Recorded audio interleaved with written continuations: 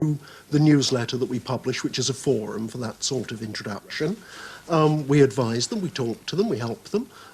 Basically, they're usually very successful people doing interesting things. Do they meet other people in the same circumstance? Yes, very much so. It's very much a sort of balanced agenda. So you're a sort of infidelity exchange, really? Well, if you want to put it like that, we tend to think of it more as a friendship exchange. Are you happy with that, encouraging people to cheat on their partners? Well, I don't see it like that. I see it as How do you see it? No, I see that what I'm doing is helping a lot of people, because they come back to me all the time and say, thank God you're there, you've made my life much more bearable, I'm meeting people I can talk to, not necessarily have a physical relationship with, but discuss things, have a drink with, maybe develop something with, while retaining the fabric of what they've already got, because maybe that's good in many ways. All right. Claire, you see, what he's really saying there is that there is an appetite for adultery among the modern woman. Well, I actually quite agree with what he's saying in a way, because at least he's providing a constructive service in that the other part in the relationship might not think that. Well, no, but I mean, sometimes people do reach a stage in their marriage or their relationships where they have become celibate, and I think that at least this way it will make you kind of redress the balance and sort of. Well, not to find out about it. I thought it'd be Mr. Leroy again. Sorry, love, but so what you're saying is you agree with this man, which I do as well. I've got nothing against this man. Your point is you're saying it's all right to have the affair, but it's not all right for the person who the affair's going on behind their back up to find out about it. Yeah. You're talking crap, love. I'm sorry. I'm talking trash. No, right. never mind. No wonder you've got a black eye, love. Sleep with me, love, you'll have plenty of affairs. Please don't worry. No chance of that, son. In between the fisticuffs, what about his point that if people are going to have affairs, and you just said maybe in some circumstances it's right to do so, isn't it therefore also right that the aggrieved party might want to find out and use Dave's services? Well, I think there might be some sort of compliance within the relationship sort of gone on for this stage so that celibacy has set in. I mean, it could be that the other partner is somewhat relieved. I mean, because you can still maintain love on a platonic basis with someone that you've been in a long-term relationship with. All right. Dave, you don't believe me. I mean, it's part of the reason why your business seems to be booming is that in this modern age, more women want to have affairs.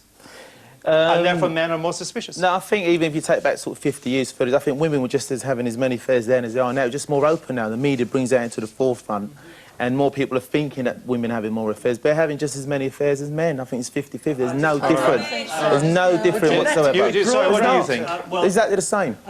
That's actually not true. Up until the 1860s, women were men's chattels.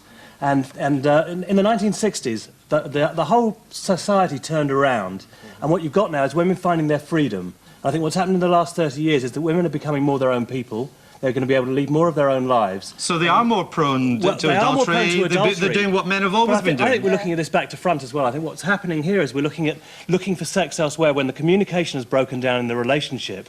And your service is outrageous, because what you're offering there is a situation where you probably think your partner is having an affair, so some character goes and chats up your partner, and oh, she's having an affair because she goes with this character as well. She's probably having an affair because your marriage is crap, and your communication's lousy, and she's not going to... Guy comes up in the bar, oh yes, I'll have an affair with you as well. Sure, but he might still want to find out about the other side. Karen Fletcher, you are... I guess what's known as a serial adulterer. Yes, I am, yes. Why? Well, I just enjoy men, and I enjoy sex, and I enjoy being with men. I prefer the company of men to women. I always have done. At least she's being honest. You would not be surprised to know that it's Mr. Leroy who wants your phone number.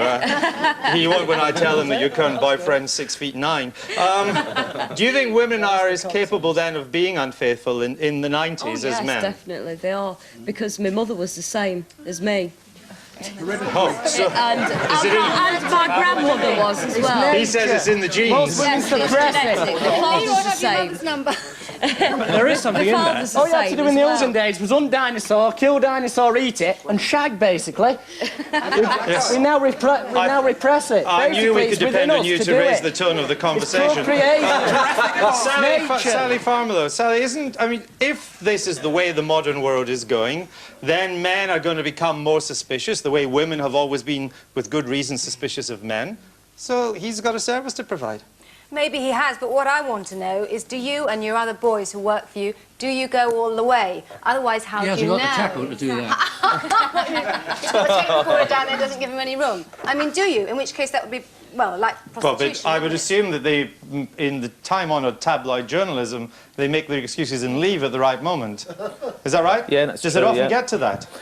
No, we sort of stop it then. I mean, the actual guys wider, we're not into actually get somebody round to a hotel or get up to no good women. We're just providing a service. We just stop it. Once the phone numbers have gone out or whatever, we just make our excuses and go, basically. All right. That's it. Simon Pugh, That's where's enough. Simon? Simon, your ex-wife now was unfaithful to you. That's right. It was over quite a period of time. It caused you a great deal of hurt. Yeah. Do you wish, maybe in retrospect, that you had known someone like Dave had a service to provide? No, I wouldn't have used that service. I can understand why some blokes would use that service, but no, I wouldn't have used it. Would it have been easier, though, if you had found out earlier? It would have been, yeah, because of the way I looked at it. I mean, in the long run, she's done me a favour, you know, because, you know, it's... in fact, she's gone off and had an affair. You know, the marriage was stale, I'd admit that. Right. But, you know, no, she you know... The way you found out was the best in the end? I just knew, you just know. All right, OK. If your relationship's Ladies, all right, you should know. Right, but isn't it, at the end of the day, the service he provides is part of the modern world now? No, it isn't. Why is it part of the modern world? He's just taking advantage of people's misery and people's problems. That's all. There's an age-old saying, all's fair in love and war, and I think that's what applies. Instead of being sort of pathetic and insecure and using decoys, shouldn't men just learn some female intuition? Then they would know what their women are up to. No, it doesn't. I think what you're doing again, you're actually going away from the point, so's the ladies Just here. quickly. They're actually going away from actually why the reason I'm actually here, yeah? The service is out there, more and more men actually taking the service out. There's more and more women out there cheating. Yeah, all we're doing is finding out what they're getting up to. The reason, hold it a minute, the reason the men are taking it up is because the women are lying to them. They say they're going to their mums, they're not, they're going somewhere else. They're going out with their friends, they're coming home late, and so on. They've heard through the grapevine. No, they want to know. It's peace of mind. No, it's peace of mind, Claire. They want to know. Your tape recorder's still going to be in business. I'm going to count on female intuition. Nikki. I think you'll be quite interested in this one. Fiona from Limehouse has called us and says, I met Dave in a bar in Chelsea. He pestered me so much I gave him a false number just to get rid of him. I felt so sorry for him. Kate from Wimbledon, Piers Hernu's girlfriend rang. She's glad she knows where he is tonight, but does he know where she is?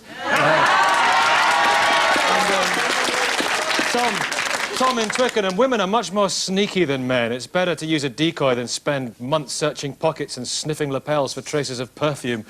And Luke from Hackney, I spend 45 hours a week in an office. What I want to know is, are there any jobs going as a decoy?